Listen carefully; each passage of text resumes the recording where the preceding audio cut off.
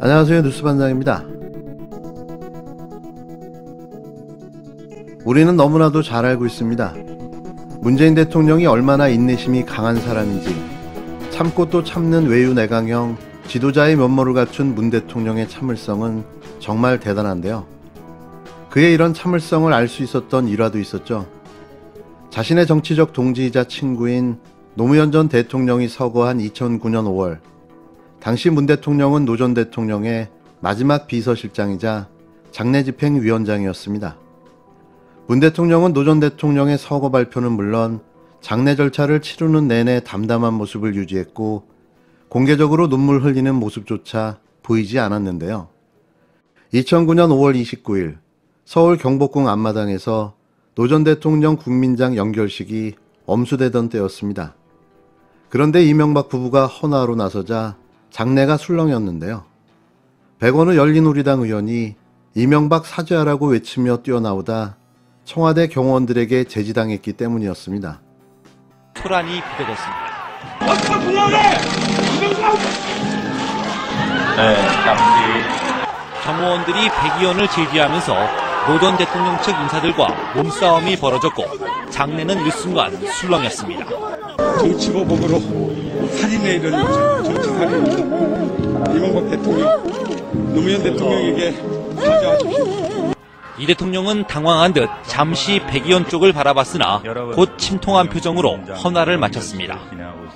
공동 장의위원장인 한명숙 전 총리와 문재인 전 대통령 비서실장이 다가와 뜻하지 않은 소란이 빚어진 데 사과하자 이 대통령은 고개를 가로저으며 개의치 말라는 뜻을 전했습니다. 백 의원은 경호원들에 의해 밖으로 끌려나가면서도 정치보복으로 살인에 이른 정치살인입니다.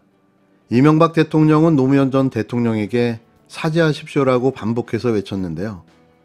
당시 문 대통령은 현장을 수습한 뒤 이명박에게 다가가 조문 오신 분에게 예의가 아니게 됐다고 고개 숙여 사과했습니다. 이 장면은 국민들에게 깊은 인상을 남겼는데요. 이후 백 의원은 특수공무 집행 방해 및 명예훼손 혐의로 검찰에 고발당했으나 대법원에서 무죄가 확정됐습니다. 이런 분의 입에서 강력한 분노라는 말이 나왔습니다. 이건 문 대통령이 사용할 수 있는 가장 높은 수위의 표현일 텐데요. 결국 윤석열의 오만방자함이 영린을 건드리고 말았습니다. 이는 반도체 외란 당시 국무회의 모두 발언에서 다시는 일본에게 지지 않겠다라는 단호한 발언 이후 문 대통령 입에서 나온 가장 강력한 발언입니다. 문재인 대통령은 오늘 오전 참모회의에서 다음과 같이 말씀하였습니다. 중앙지검장, 검찰총장 재직대에는 이 정부의 적폐를 있는데도 못 본 척 했다는 말인가? 아니면 없는 적폐를 기획사정으로 만들어내겠다는 것인가 대답해야 한다. 그리고 현 정부를 근거 없이 적폐 수사의 대상, 불법으로 몬 것에 대해 강력한 분노를 표하며 사과를 요구한다. 의원이 윤석열 후보의 적폐 수사 관련 발언 관련해서 청와대에서 문재인 대통령으로 사과하라고 냈거든요. 야당에서는 이걸 선거 개입이다, 대통령의 선거 개입이다 이런 주장까지 하고 있는데, 저는 많은 대선 과정을 지켜봤습니다만 후보가 정치 보복을 사실상 공언하는 건 본 일이 없습니다. 우리가 통합을 통해서 미래로 나아가야 하는데 보복, 증오, 갈등, 분열이 우리 사회를 정말 위험에 빠뜨릴 수 있다는 생각이 듭니다.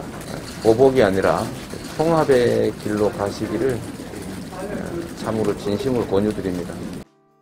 문재인 대통령은 10일 윤석열 국힘당 대선 후보의 집권시 문재인 정부 적폐청산 수사 발언에 대해 현 정부를 근거 없이 적폐청산 수사 대상으로 불법으로 몬 것에 대해 강력한 분노를 표하며 사과를 요구한다고 밝혔습니다. 윤 후보의 문재인 정부 수사 발언은 보복 정치를 예고한 것으로 보고 정면 대응에 나선 건데요. 문 대통령은 이날 청와대 참모회의에서 윤 후보가 중앙지검장과 검찰청장 재직대에는 이 정부에 적폐가 있는데도 못 본 척 했다는 말인가? 아니면 없는 적폐를 기획 사정으로 만들어내겠다는 것인가? 대답해야 한다며 이같이 말했다고 박수현 청와대 국민소통 수석이 전했습니다. 윤 후보가 문재인 정부에서 서울중앙지검장과 검찰청장으로 발탁됨으로써 현 정부의 검찰 수장 역할을 맡았던 것을 상기시킨 건데요. 문재인 정부에 적폐가 있다면 윤 후보에게도 책임이 있다는 뜻인 거죠. 결국 윤 후보는 누워서 침을 뱉는 꼴이 되어버렸는데요. 자신의 논리 모순에 빠져버렸습니다.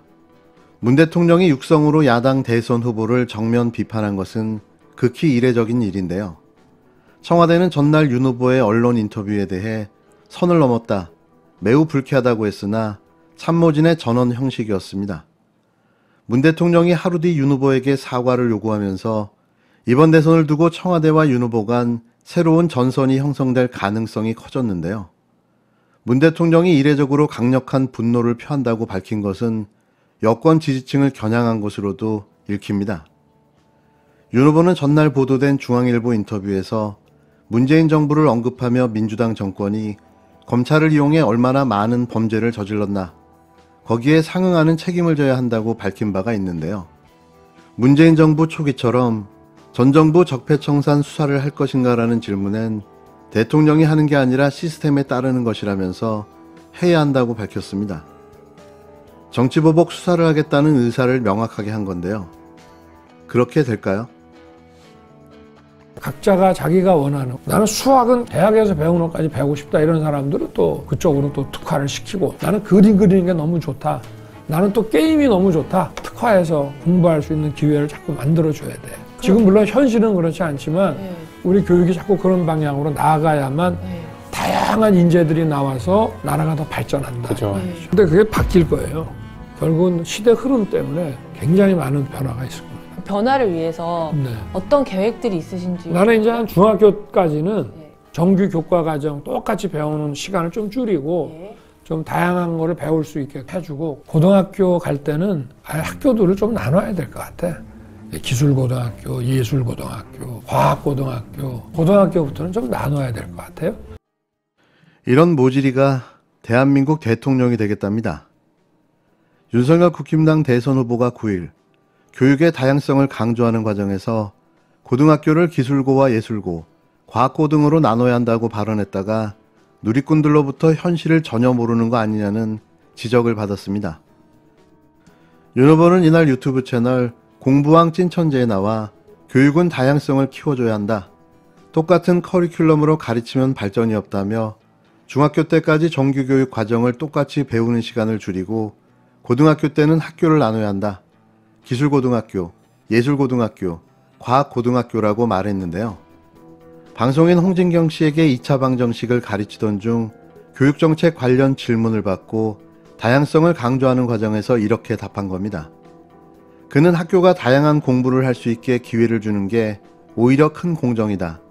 각자 자기가 갖고 있는 특성에 따라 공교육에서 기회를 만들어주는 건 큰 차원의 공정이라며 교육의 다양성을 강조했는데요. 윤 후보의 답변 직후 해당 영상에는 기술고, 예술고, 과학고 이미 다 있는데 레이전드다, 정말 아무 지식 없이 검사까지 올라온 거 보니 찐 천재가 많네, 역시 윤석열, 기획고, 예고, 과학고로 나누자는 교육개혁은 정말 혁신이네요, 80년대로 회귀하는 혁신 등의 댓글이 이어졌습니다. 윤 후보가 이미 존재하는 특목고와 특성화고를 교육정책의 대안으로 내놓은 점을 비꼰 건데요. 국힘당 선거대책본부 관계자는 현재도 과학고, 외고, 예술고, 기술고, 인문계 등 고등학교가 기능별로 나누어져 있지만 재기능을 하지 못하고 있지 않느냐면서 외고나 과학고를 나눠 의대로 가는 현실을 바로잡아 원래 취지대로 정상화하고 교육의 다양성을 살리는 것이라고 설명했는데요. 꿈보다 해몽이 기가 막힙니다. 어쩌겠습니까? 이런 후보를 위해서라도 말을 맞춰야겠죠. 윤 후보는 지난해 12월에도 청년 실업 문제 해결책을 얘기하는 과정에서 조금 더 발전하면 학생들 휴대폰으로 앱을 깔면 어느 기업이 지금 어떤 종류의 사람을 필요로 한다는 것을 실시간 정보로 얻을 수 있는 때가 생길 것 같다며 앱을 통한 구인구직 정보 공유를 새로운 기술로 제시했다, 세상 물정 모른다는 비판에 직면했었습니다. 나홀로 1970년대를 살아가는 멸공의 대선 후보. 매 순간이 놀라움의 연속입니다.